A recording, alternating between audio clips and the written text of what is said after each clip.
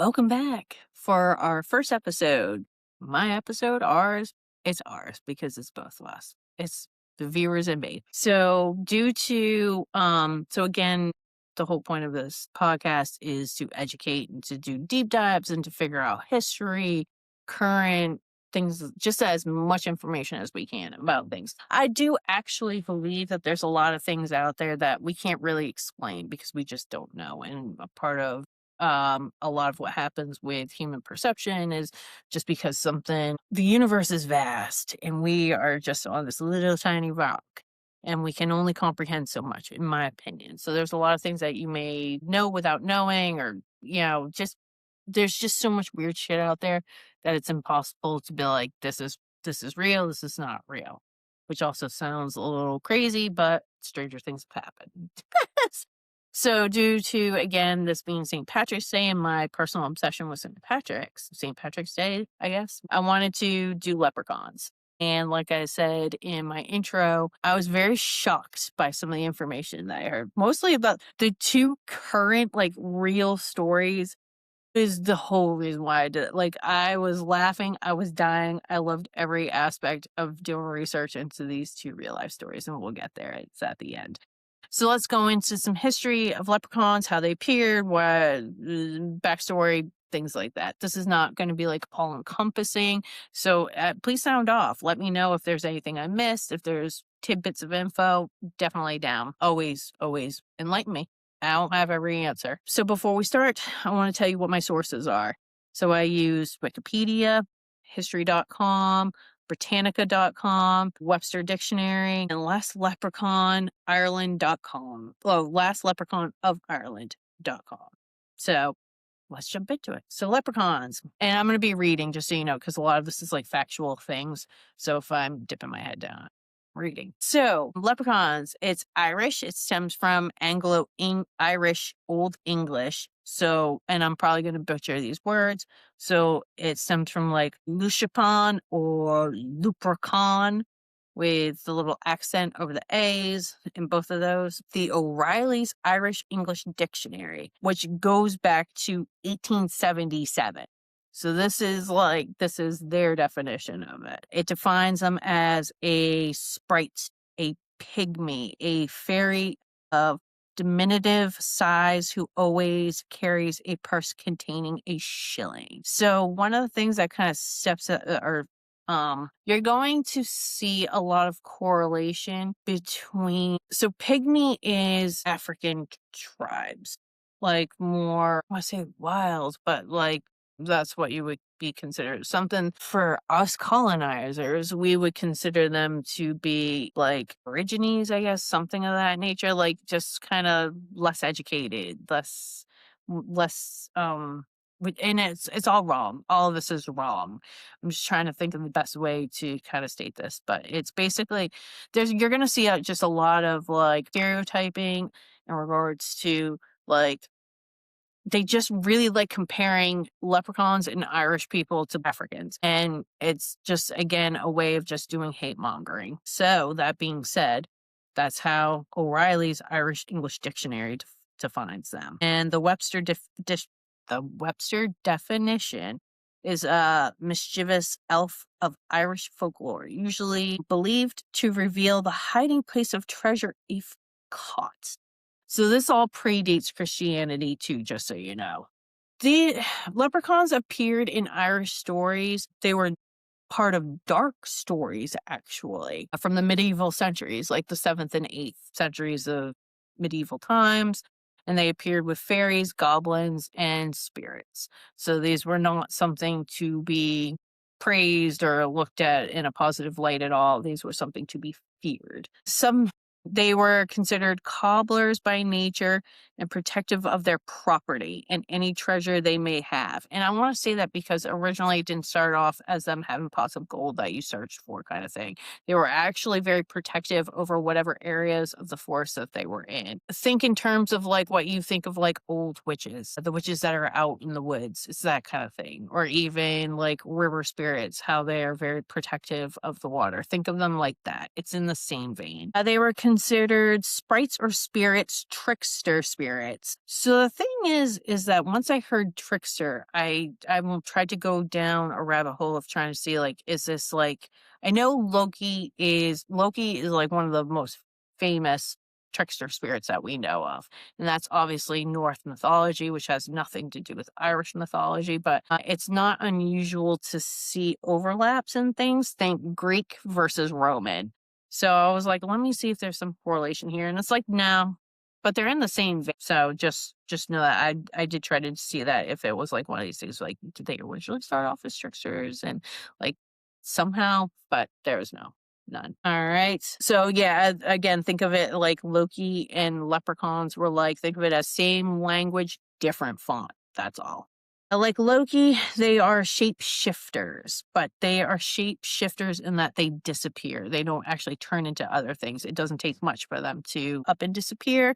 They'll distract people, and then immediately, like you'll like literally like blink of an eye and be like, "Where the fuck did they go?" So that's considered shapeshifting. And I never heard how they did it or anything like that, which is not shocking or anything because again, this isn't scientific by any stretch of the imagination. They stem from AOC, a race related to elves and fairies. So again, they're like in that same type of thing of elves and fairies. Short. They're between 2 and 3 feet tall as a general rule of thumb. One of the earliest stories from the 7th or 8th century was the adventure of Fergus, son of Leti, and they were depicted as dangerous water sprites who tried to drag down the king to drown him. So this to me was one of the coolest facts because think of this in terms of like mermaids, sirens. That's how they were originally depicted, was that, and they were water, not even in the forest, but water. And they were trying to drown this mythological king who didn't exist. It was just part of the story. The dark fear mongering started changing in the 19th century, where they started depicting leprechauns as trying to outwit greedy ass people is what I wrote down. Trying to steal their gold.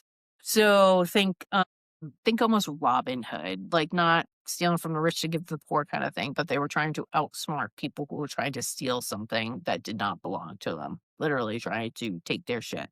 One particular story by D.R. McNally Jr., he describes them as of low descent, his father being an evil spirit and his mother a degenerate fairy. All seriousness, same. I would be a leprechaun based off of that, except for the fact that I'm 5'2" and not 3 feet. But yeah, to describe somebody of low descent, his father being an evil spirit and his mother a degenerate fairy. Like I said again, fucking same. Modern depictions of leprechauns were actually developed from cartoons that were used to taunt and discriminate against the 1.8 million Irish immigrants whom came to America.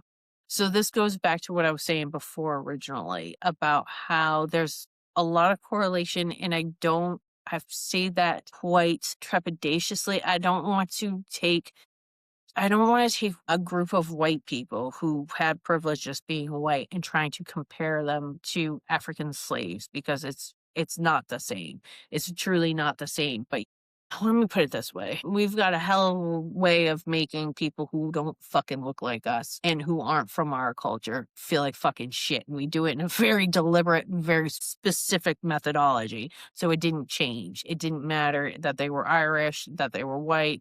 They still kind of treated them in that same vein because, hey, we know how to hate, don't we? So again, it goes back to the pygmy. Like they were the cartoons were used. So the way that it works is the political cartoons that you see in newspapers, that's a long-standing thing of like we like to use the dark humor and use illustrations and shit and satire as a way of describing issues, whether they be political, whether they be because of pretty much everything, like the whole thing, like politics and stuff, like not to go down that rabbit hole or anything, but everything is about politics because it's about beliefs, period.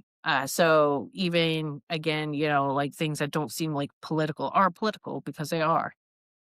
Period. Don't make the rules. It is what it is. So we have to. I think that we as a society need to start making sure that we're understanding what these things are. Anyways, I digress. So the political cartoons were used as a way of trying to make fun of, discriminate against, and stereotype the Irish because they did not like.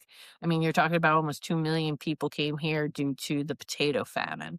So that's a lot of people that are coming here and they weren't used to them and they don't like them because this is fucking bad. This is back in the 1800s when we fucking did not have the internet. We did not have things like we didn't have this whole idea of like, yeah, this needs to be a certain way. And yes, we do need to be accommodating of people outside of it. We ain't give a fuck. Even to this day, there's still a lot of people who don't give a fuck. It's like, they hate us because they ain't us. It's the same deal. So these cartoons were done as a way of making fun of them and to again diminish them and also to give people a place to direct anger and hate. And so they were depicted as having pig nose, and again, goes back to the whole pygmy thing in terms of having a short, stout nose that's wide. Again, you can do with that info what you will. It's again making fun of their looks. They were considered to be, they had tempers. So very angry, quick to anger. There we go. That's the term I was thinking of. So like the Fighting Irish in Notre Dame. I moved here. I'm in North Carolina, but I was raised in New England. So Notre Dame, however you want to pronounce it, with the Fighting Irish is part of that whole stereotype of being quick to anger, which wasn't even, from what I saw in my research, didn't even have anything to do with drinking. I think that came later on because the Irish are, I think people from Europe in general are considered to be major drinkers. That's seems to be what I've noticed a lot of, but especially Irish. So it didn't have anything to do with that. But yeah, anyways, that was what a lot of it was. And they're shorts, and also they love making fun of their raggedy ass clothes, hand me down type shit. Clothes weren't like a big deal, like fashion. When I say clothes, I'm not talking about the actual clothes, but fashion was not a big thing to Irish farmers. It wasn't anything. And then when they came over here, well, that's a culture, that's a major deal. So like they just really didn't give a fuck and they just scraped up what they could. And again, they were all fucking poor. They came here because there was a potato famine. They couldn't feed their family. So they probably gathered up what few pennies they had to come here. So when they came here, there was nothing and they had to build from the ground up. And again, imagine coming here and then being discriminated against. There's plenty of groups who understand that. So they made fun of their raggedy ass hats and their raggedy ass clothes. And for a long time, this obviously bothered these immigrants. But then what ended up happening was the Irish decided to try and embrace these depictions of like what they were, because again, remember, the whole point of these satirical comics were to reduce the Irish people down to nothing more than these 3 feet leprechauns that are fucking evil, basically. So the Irish decided to, like, if they embraced it, then it couldn't be used against them. So then that's when they decided to try and do that and embrace it. And again, many cultures do that as well. If you can't hurt me. So by then they had embraced it, and that's by the 1900s. Sorry, I don't know if I stated that or not. Now, most famous leprechaun was Lucky the Leprechaun from Lucky Charms. And he made his debut on March 17th, 1964. So we have like jumped to over past mid 1900s because nothing major happened there except for, more discrimination, more hate, shit like that. But even now, he is the longest, not longest, I shouldn't say that, but he's the most famous leprechaun. And he's everywhere. I saw him. Where were we? What store did we go to yesterday? I think I was at Walmart. I don't remember. Anyways, I walked by and I saw the box of Lucky Charms and I tapped on it. I was like, there's Lucky. Okay. So that now gets us to these 2 real life stories that I am fucking obsessed with. And like I said, most of the stuff seemed pretty standard. Irish being discriminated against was nothing fucking new. Dude, I'm telling you, anybody who comes to America, they got a fucking hell of a time and I feel so bad for them. So I have 2 real life stories for you and it made it. These 2 stories were like this. this is why I wanted to do a podcast of this nature. So first off, we have to talk about Kevin Woods. Kevin Woods, right now, he is in Carlingford, Ireland, which is a town that goes back to the medieval times. So that's how long this is, in the same vein as when leprechauns were appearing in stories. So Kevin Woods has coined himself the last leprechaun whisperer. And he claims that in the small medieval town, he does speak to the 236 leprechauns that live there. And they are named, they have named them the Carlicons.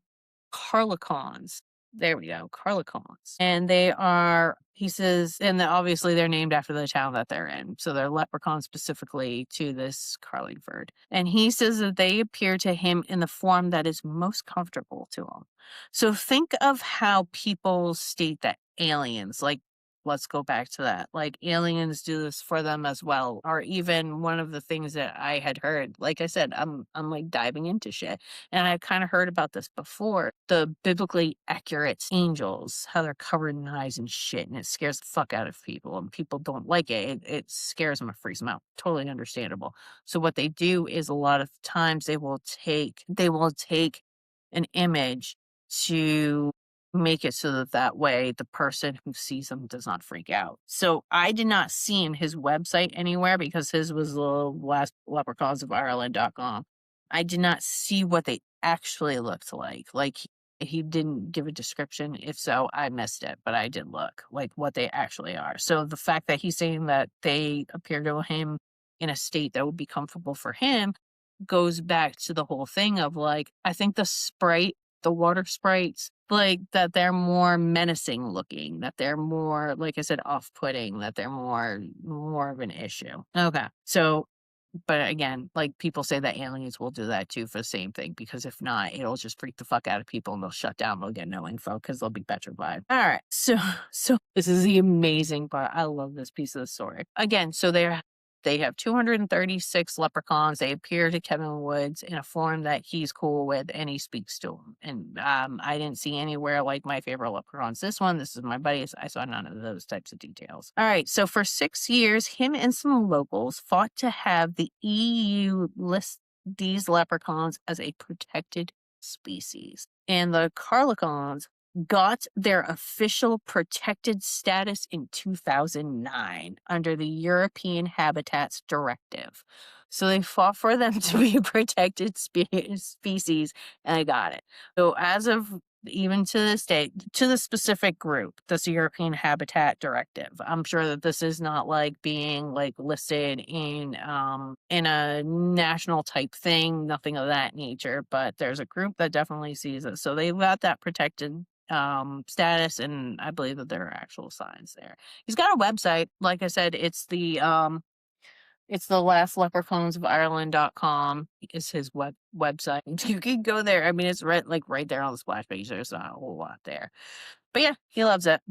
And it's Kevin Woods. So that leads us to my fucking favorite shit ever. So that brings us to the Crichton Leprechaun, which is AKA the Mobile Leprechaun or the Alabama Leprechaun. So this is a news story, and it appeared on UPMI in Alabama. And I watched this news story. It is a 2-minute, I think it's like 2 minute, 12 seconds or some shit like that video. I watched that. I implore everybody. It's the Crichton, Crichton, the Crichton Leprechaun story. I watched this shit like 3 times and I laughed my ass off every single fucking time. This shit was hilarious. This is a legit news story. This happened in '06. Even thinking about it, I'm laughing my ass off. This goes back to '06. So out in Mobile, Alabama, I keep wanting to call it Arizona. I have no idea why. People started partying in the streets after reporting that they saw a leprechaun in a tree. And that's when the news stations came, because there's like a pile of people. So in literally, this was yesterday. Yesterday on the 14th was the 10th anniversary of this news story, which is kind of crazy and insane to think about. because 20 years ago. And that story was one of the very first viral videos to hit the internet. It hit national news stations. A lot of people picked up on it. This is back in '06, before this shit was like a huge thing. Like now it's very easy for national TV stations to pick up on stories and run with them. But back in the day, that was not really a thing. I shouldn't say it wasn't really a thing, but it was viral. It was viral in a way that wasn't viral because when you're talking about '06, the internet was big, but not huge, not like it is today. It wasn't the same type of life flood. It was pretty fucking important, I'll be perfectly honest, but not like this. That shit was fucking hilarious. So it starts off and I took some screenshot and I'm gonna show you on my phone because I did not want to insert things because I am that lazy. So first off, it did spawn a meme. That guy he's a meme. I've seen him. I've seen it as soon as I saw him. So this is them all partying out in the streets and they're like shining up and he asked them, he's like, hey, y'all saw him, didn't you see? And they're just fucking screaming and partying on the streets. This shit's hilarious. So there's that one. And then there was also an amateur who I may have deleted it. Oh no, I did not. I didn't think I did. So this is the amateur fucking photo. This is like literally a screenshot from the news station itself. You can't see it. I'm so sorry. But it is like the crudest ass fucking drawing ever. It looks like a little kid drew it. There we go. You can see it there. That's it. That's the whole story. That's the whole picture. That is a sketching. So I don't know who the fuck they scraped up to do that shit. That's fucking hilarious. And that was posted. Like I said, I implore everybody to look up this video. It's hilarious. Then they talk to a woman who's in a car and she goes, I think it's a crackhead. Then they talk to a dude who pulled out a metal pipe and said that he was of Irish descent and that he was there to try and use this flute of like thousands of years to try and talk to all of the leprechauns. And I don't know. And he's saying that he's a survivalist kind of thing. Overall, the story was absolutely is like chef's kiss amazing. I loved it. It was fun. I can't even believe that they aired that. I can't believe a news station aired it and then they talked about it. It was fucking hilarious. But yeah, so there's a couple of things that came from that. So in 2014, there was an investigation. They decided to do some digging into it, and somebody who was named Midget Sean took responsibility for the prank. Whether or not it's accurate is not like he just took responsibility for it and said that he was just messing around with people. Why it would have taken him so 8 years to admit it, I'm not buying, but that's fine. Not that I think there's real. I have no idea what it is, but I can tell you this: that entire fucking neighborhood used that to party, and I love it. So in 2023, the National Leprechaun Museum in Dublin claims that this story is one of the most significant pieces of documentary film in the past 20 years. That's what they said in 2023. And they certified this as a genuine sighting. And I fucking tell you, if you were to watch that news station, you would be like, is that crack you're smoking? Because there's no way. It's just, and it's not even like, oh my God, these are ignorant. It wasn't ignorance. It was like, these people just like, hell yeah, let's do this. Let's own this shit. They just use it. It's like, I can see that happening today. Like somebody's going to be like, hell yeah, let's take this shit and let's roll with it. Think of it as, I saw an old ass movie the other day, The Burbs. And it's hilarious because it's got Corey Feldman in it, and he plays a neighbor, and he's watching this debauchery happen in this neighborhood, and he calls over all of his friends. They're ordering pizza the whole night. It's just a party. It's just basically the most unserious fucking shit you can take. Like, it didn't matter. The houses were blowing up left and right. It's a comedy from the 80s. But it's like, think of it like that. It's the same thing. It was like an excuse to party and cause debauchery, and everybody was there, and everybody wanted to talk to these people about fucking leprechauns and not. You can tell not a soul believed it, which is fine. I'm not saying that it's real or not real. I don't know. I wasn't there, but I fucking love it. So these two stories were totally worth it. So, I mean, that's pretty much it for in terms of the leprechaun. So what my take is this, my opinion, because everybody's got an opinion. I never say never. I never say never. I believe that there's myself personally, I believe that there's a lot of things that even if it's not how we think it is, it doesn't mean that it doesn't exist in some way, shape, or form. And it could actually even appear in a much very different sense. Like, do I think that this guy is talking to 236 leprechauns? He could be. I mean, he honestly could be. But more than likely, I'm going to go back to like, if these are tricksters, that would make a lot of sense to me, especially if you're sitting in an old ass fucking medieval age town. That's a big deal.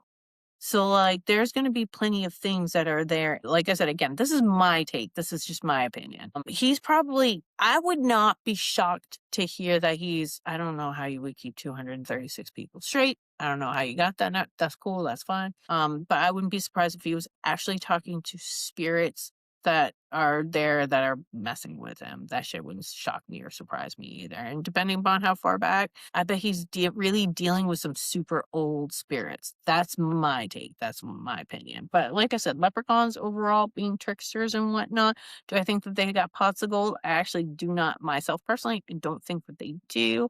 But I think that they are definitely probably forest or even water type things, and they're very protective of their area.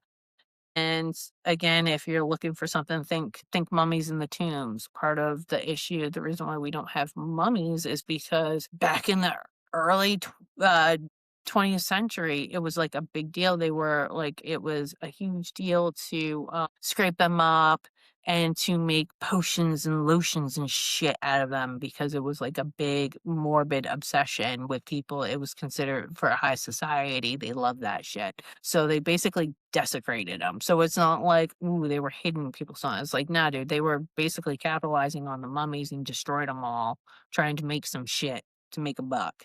So I think that I wouldn't be surprised if they were some kind of a forest spirit. I'll be perfectly honest.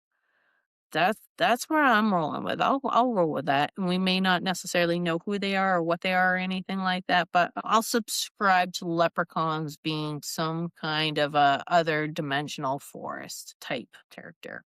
That's what my take is. But sound off, let me know. Do you agree with that? Do you not agree with it? What is your take? Let me know. And again, please like, comment, and share this podcast. And I will get you another episode here shortly. And I hope that you stick around. And yeah, happy 15th. Happy St. Patrick's Day. Make sure that you're honoring your leprechauns. And who knows, maybe you'll be lucky. You'll find a pot of gold and you'll prove me wrong. I hope so. But yeah, love it. And until next time, guys, have fun.